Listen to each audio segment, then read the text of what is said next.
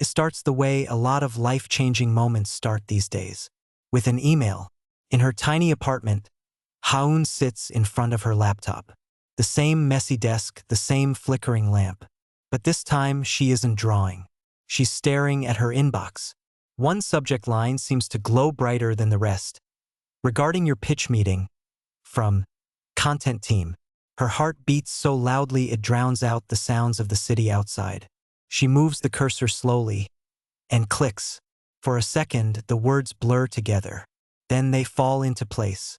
The platform is offering her a serialization, but not a full, glamorous front-page deal. It's an 8-week trial run. Her series will launch in a less prominent time slot.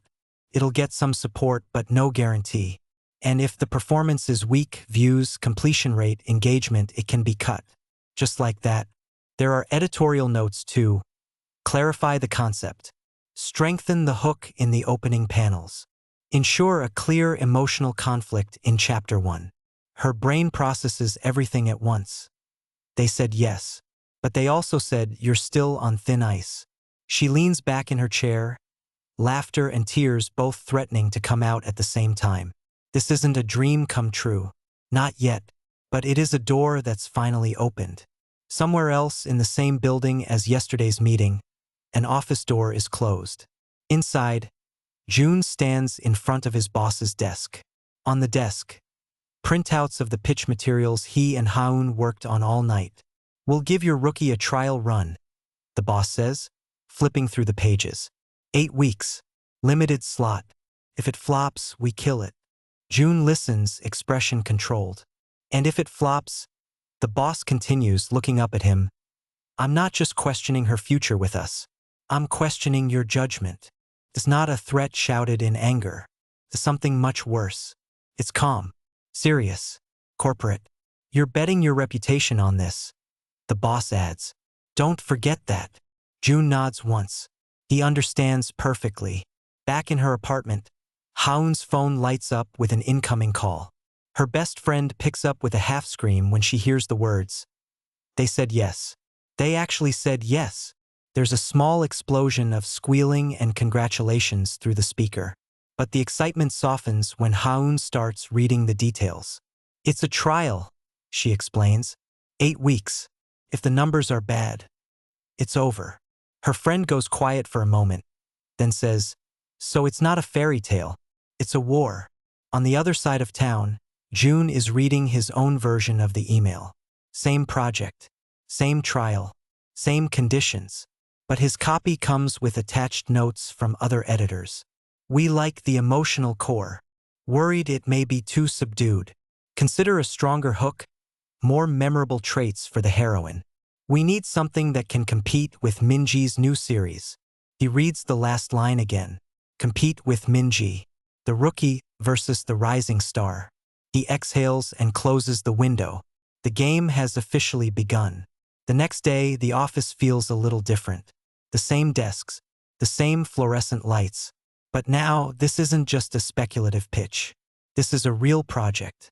Ha-eun sits across from Joon again, her folder now joined by a printed copy of the email. So, she says carefully, we're official? As of today, he says, you're a serialized author. Technically. She smiles for half a second before he continues. But it's a trial. 8 weeks. They'll be watching the numbers. Views, completion, comments.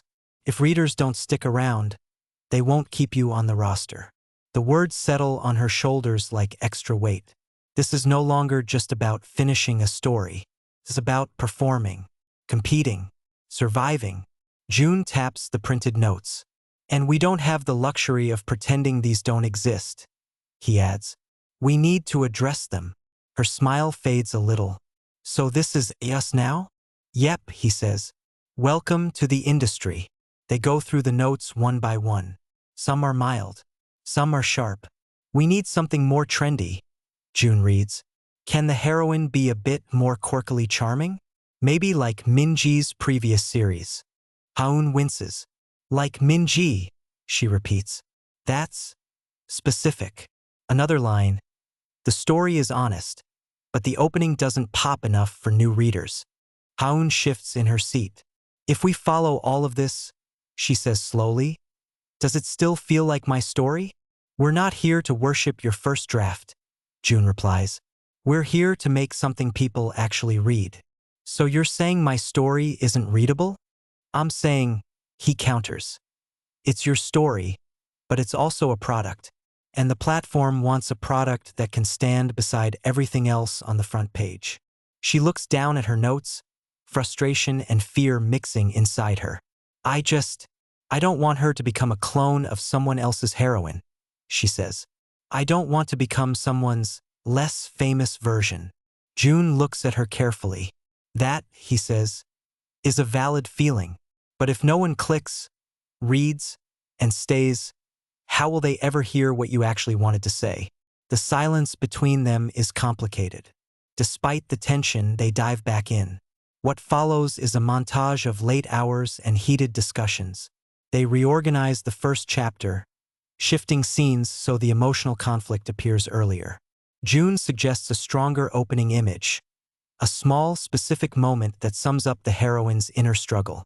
Ha-eun redraws panels with more expressive body language, more vulnerability in the character's eyes.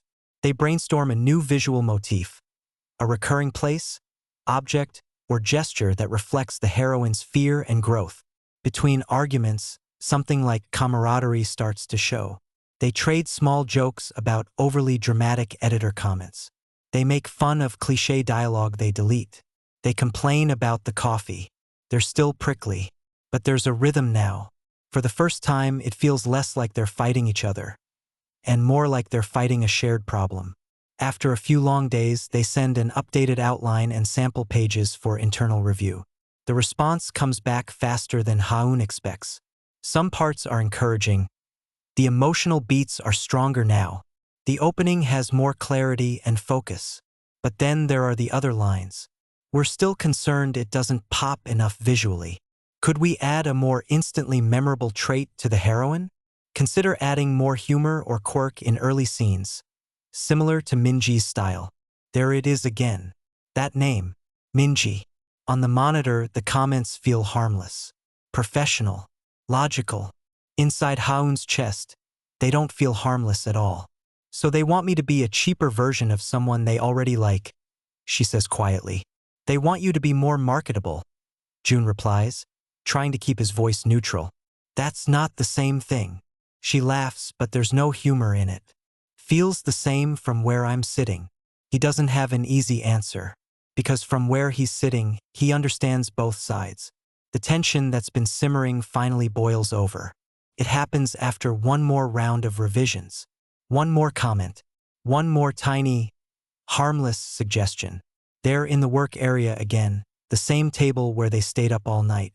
I don't want to add a quirky catchphrase, just so she feels more like a meme, Ha-eun says, voice tight. She's not supposed to be a cartoon.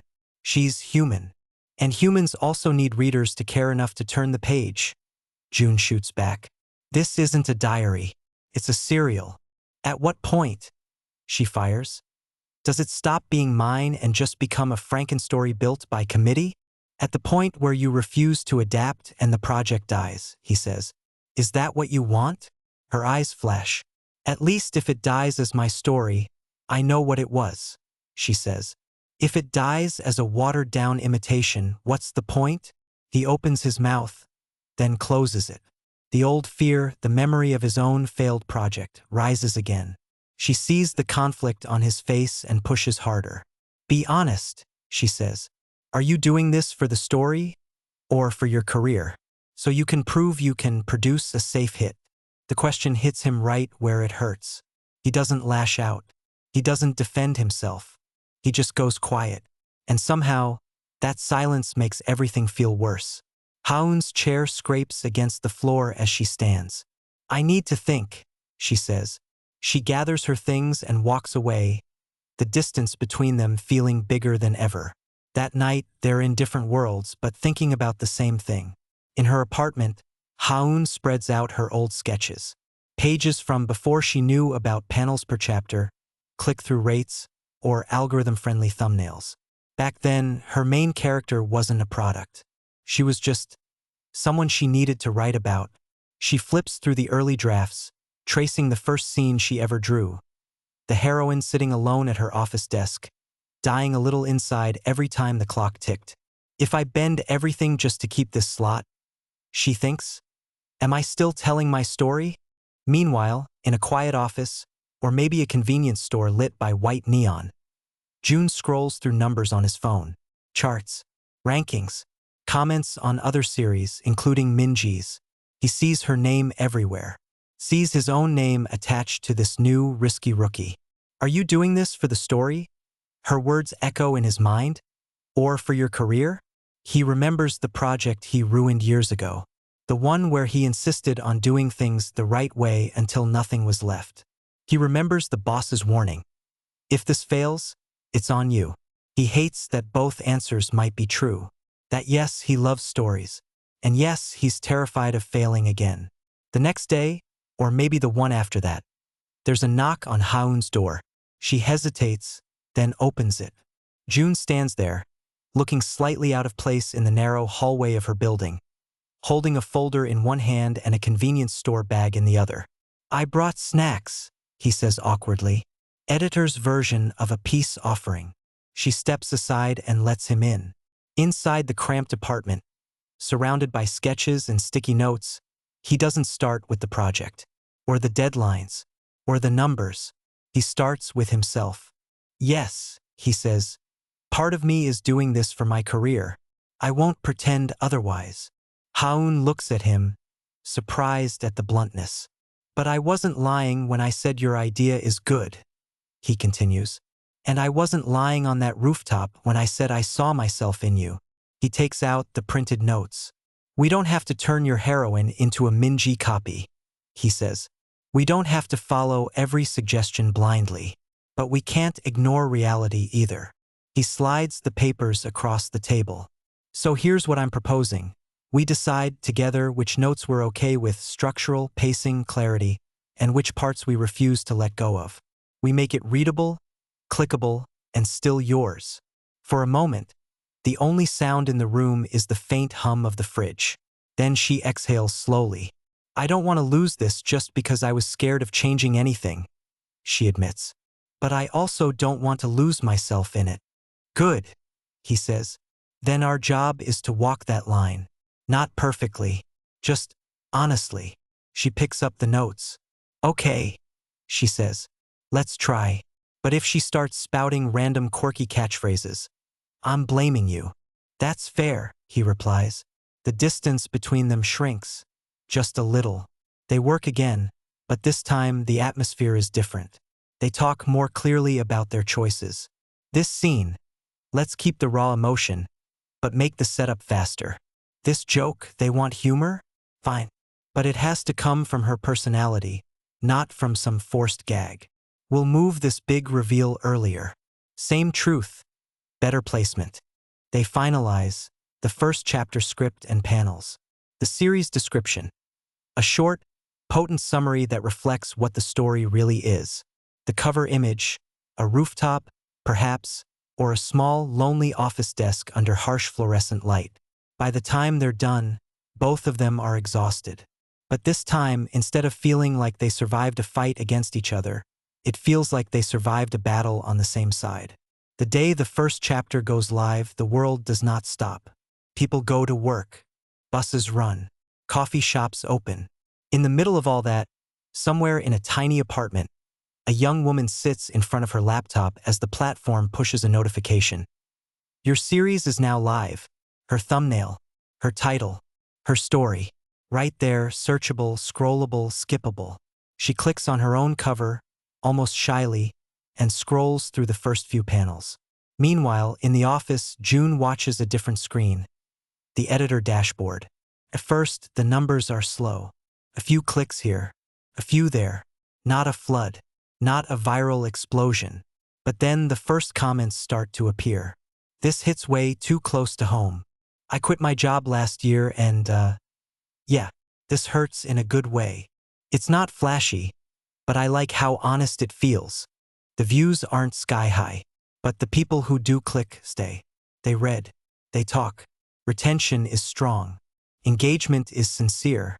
It's not a miracle, but it's real. Later, Joon finds himself back in front of his boss. The numbers aren't explosive, the boss says, scrolling through the report. But the drop-off is low. People who start reading tend to finish the chapter. The comments are surprisingly positive. He looks up. "We'll keep the trial running," he says. "For now. Don't get comfortable."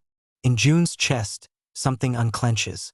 It's not victory, but it's not failure either. It's time. Time to see whether this quiet little story can grow legs. That evening, the rooftop sees them again. The wind is the same. The lights of the city below are the same. But the way they stand there is different. Before, this place was where they ran when everything felt like it was falling apart. Now it's where they come to breathe. "They're still calling it a trial," Ha-eun says, looking out over the city. "Everyone's on trial when they try something new," Joon replies. "Some trials just have more spreadsheets attached." She laughs softly. "Thank you," she says, "for betting on my story, even when I made it hard." He smirks. "I'm still not sure if I bet on you," he says, "or if I let you drag me into your chaos." She nudges him with her elbow. "That's fair, Editor Nim." They stand in comfortable silence for a moment. Somewhere, in a bus heading home, a reader scrolls through the app, stumbles across her series, and taps on it out of curiosity. They read, smile a little, wince a little. Then their thumb hits the subscribe button almost without thinking. One reader at a time. It's not the kind of moment you can graph on a chart, but it's exactly the kind of moment stories like hers are made for.